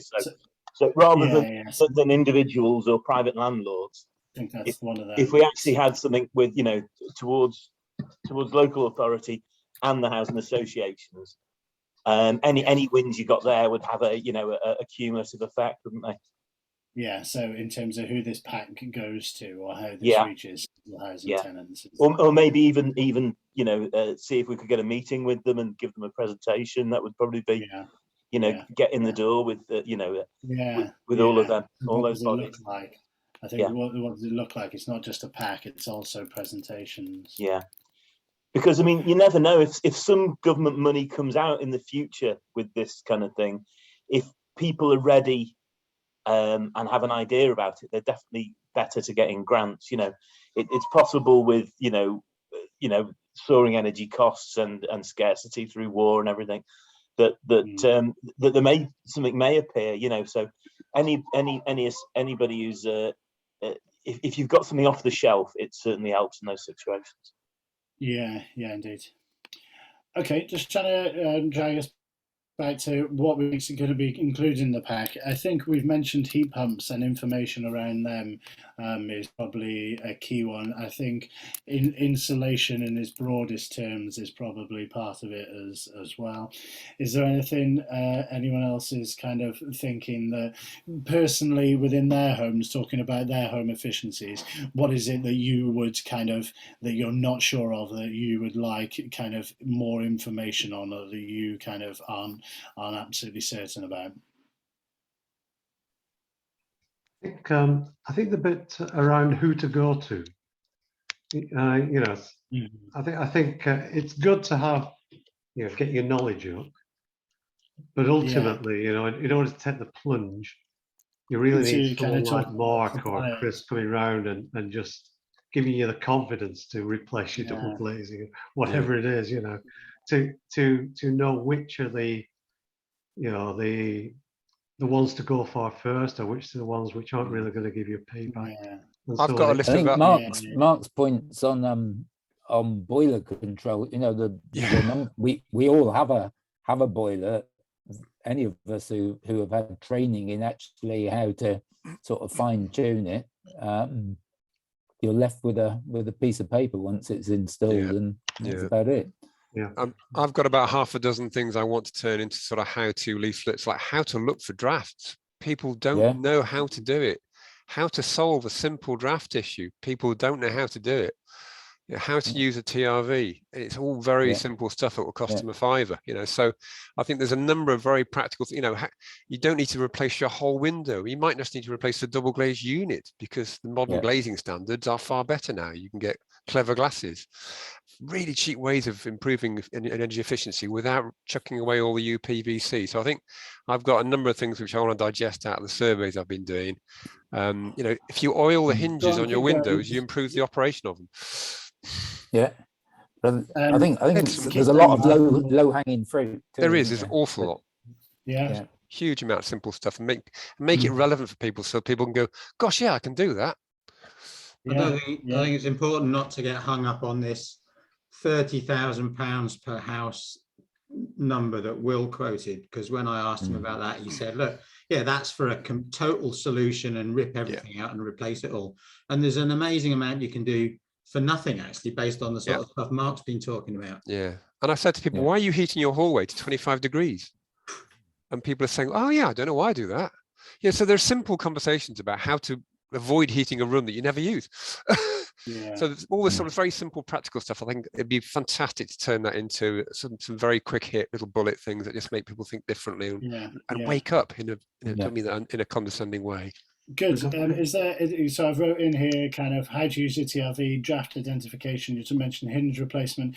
Any other kind of quick solutions that you wanted me to just capture here? Not in my head. I've got a few loads of notes. I'll digest it. And boiler control, maybe. Yeah, boiler control. Yeah. I noticed Pete Benson's patiently got his hand up. Tammy and I were working on a project with Sustainable Blake 13 years ago now, 12 years ago. And I've just managed to plug in an old hard drive, and I found a whole load of information from presentations and double-sided A4 leaflets, which have a lot of these hints. They'll need updating. I'll need to take Sustainable Blake and branding off them, but it's not a bad start for this kind of thing. The other main thing about that project was it was aimed at the Blaken community and a lot of people in social housing and in energy poverty. And I think we either need to have extra things which are specifically for that, because if you're living in social housing, you can't put a ground source heat pump in, you can't put solar panels on your roof probably. You wouldn't have the money to do it, if you were allowed to. So perhaps have things which are particularly targeted to people who will just be put off if you start talking about these high cost items. Yeah, I think that if it needs to go to, that's the kind of this element again, isn't it? Social housing tenants. The other group on that, whilst you're circling that bit, Steve, I think you mentioned CRAG at the beginning of the meeting. I'm sure CRAG would be very happy to circulate these documents to all the residents associations, which would get to a lot of Chester. Yeah, maybe that's in the distribution network. And one little detail, you were talking about thermostats earlier. I went around a load of houses that had electric storage heaters, and they had no idea how to use them. One of them had been told by their housing officer to have the input and output on 3 all the time, which is absolutely not the way to use them. But I struggled to get them to believe me over their housing officer, because they trusted them because they're the housing officer. But yes, some simple hints on how to handle that as well.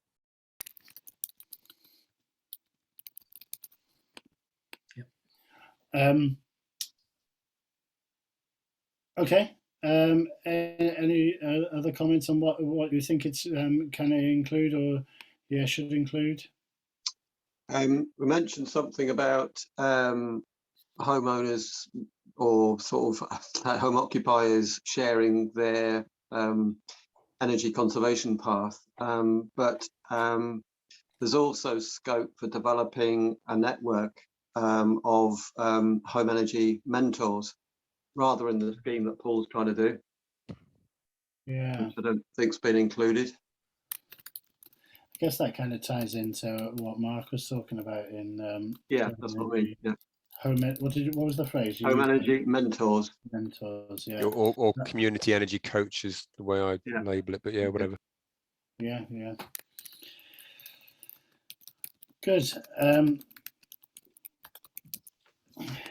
Good. That's part of a distribution network.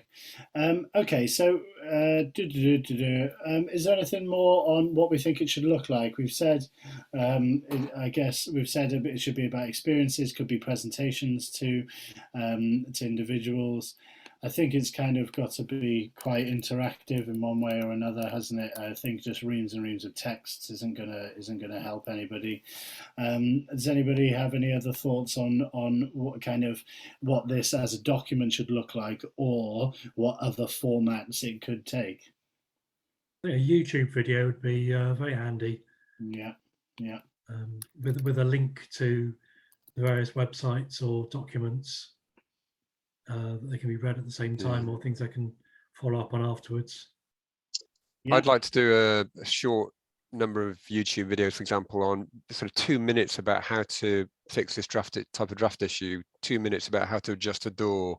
Yeah. Those sorts of things do not exist in a way that's really accessible for people, that some people don't even know what the difference between a Phillips screwdriver is and a flat screwdriver is, So those sorts of things to make it really practical, snappy and easy, and look, here you can do it. Brilliant. Yeah, yeah. Tammy? Sorry, me again. I think just to think about how we're going to share the resources in the broader sense, whether they're printed documents, videos, etc. Yeah. How are we going to get them out to a kind of broader audience? Yeah, what does that network look like? And which probably comes back to the conversation that we've had quite a few times about the presence of the sustainability forum in the virtual world too. Yeah, yeah, yeah. Having some sort of hub for resources, or whether it's something that goes through Quack's what is it, Inspire site. Yeah, well, actually, when I spoke to Will today, he did mention the Inspire site. He mentioned the climate emergency newsletter, and he also mentioned the Quack website. There's eco communities as well. Is Helen still there? Yeah, eco communities. It's probably more traditional, but we shouldn't forget about people like parish councils and the parish council magazines that get posted through letterboxes. Absolutely. Yeah, there's probably a lot of people living in these houses who are not as savvy with all the IT that we're quite used to, but quite happy to read something that pops through the letterbox. John's put in the chat TikTok as well, just to something a bit different. And are there any charities particularly active with people in fuel poverty or the vulnerable? Because that's the most needy area in some respects, and a sensitive area to try and approach. Paul, you got any comments on that? I don't know.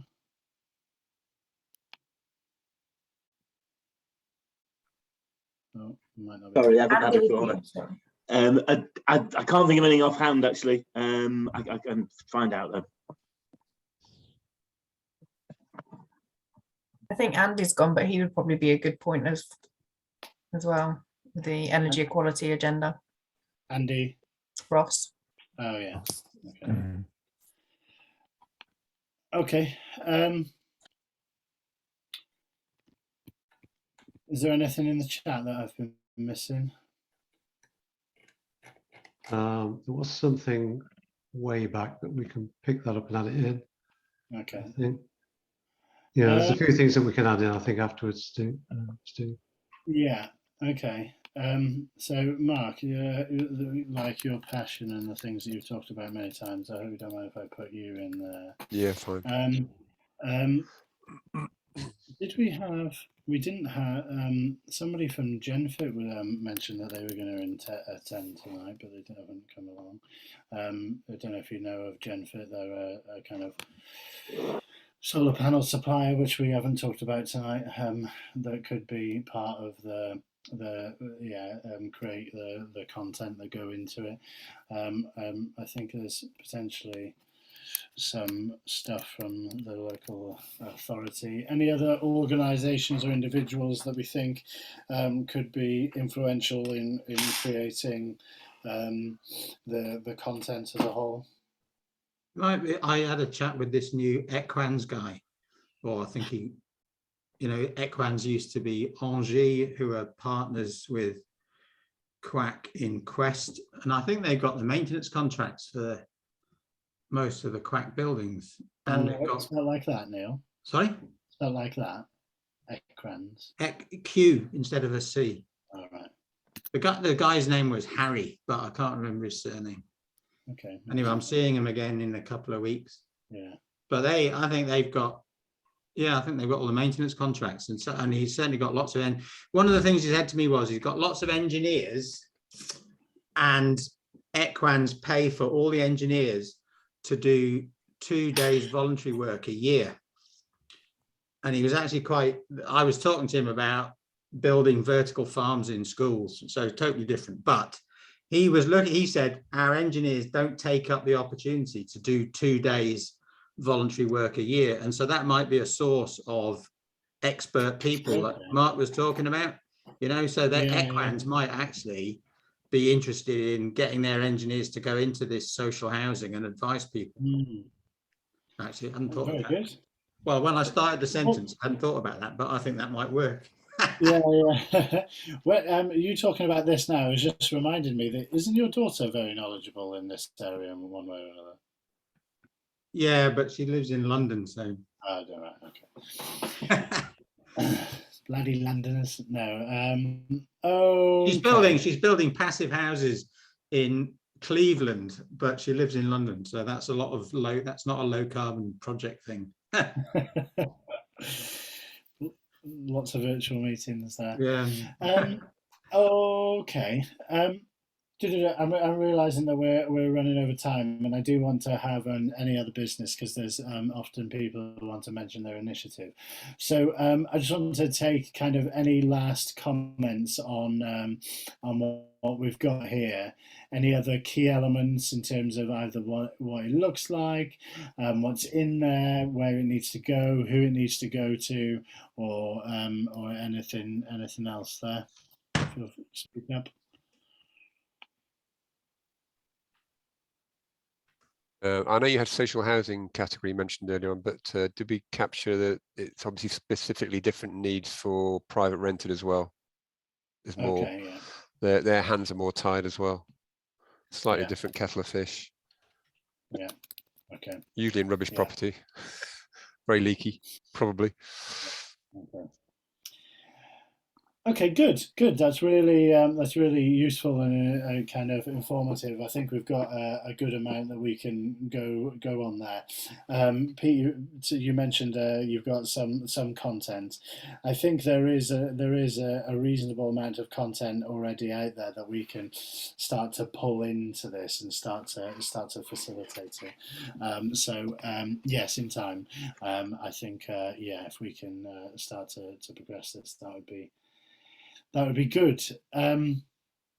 Final chance to say anything you want to go in there.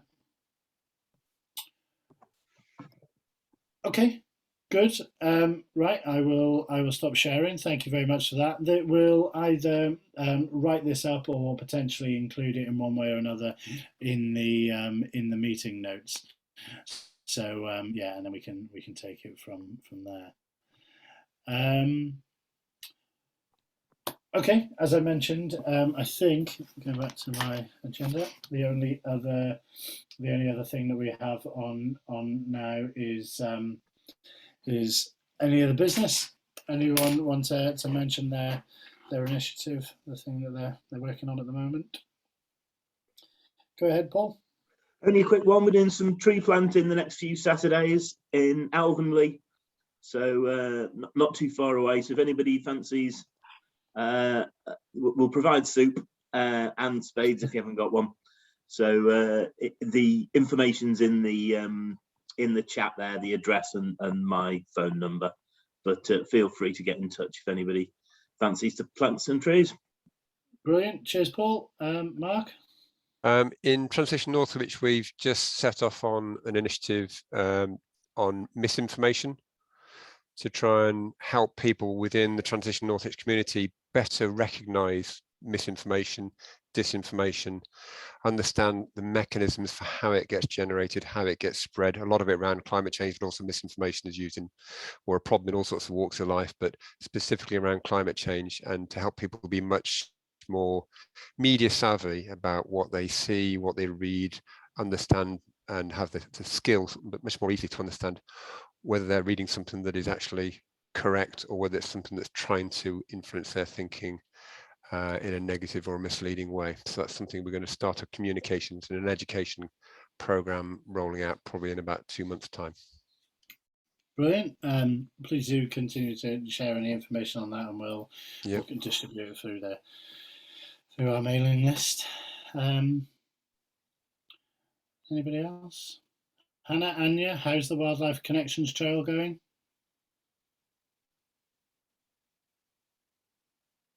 It is going well. We've started lots of work with the communities, and Anya's one now. I'll let her say. Yeah, so lots of work going on with the communities and schools, particularly around Blake and Leitch and in the city centre, with family wildlife clubs getting up and running. So that's the main activity. Some habitat work also taking place at the Countess of Chester Country Park too. Good. And on our own estate. Yeah. And we'll also be doing some tree planting. We're planting a new orchard. Very good. And is the Wildlife Connections, the Wildlife Champions, is that part of it, or is it slightly separate initiative? Yeah, so the next Wildlife Champion starts this month, and there'll be 5 rounds of the course running this year. So yeah, that's all part of it too. Very good. Anyone else with anything else? No? Okay then. Okay, so final thing then is to set a date for the next meeting. As it's the first Thursday of every other month, that takes us to May 5th. Just trying to check to make sure there's nothing major going on in that time, but I think barring that, we'll plan to meet on May 5th, same time, 7 o'clock. Oh, the thing that I didn't say at the start is that it's our plan to have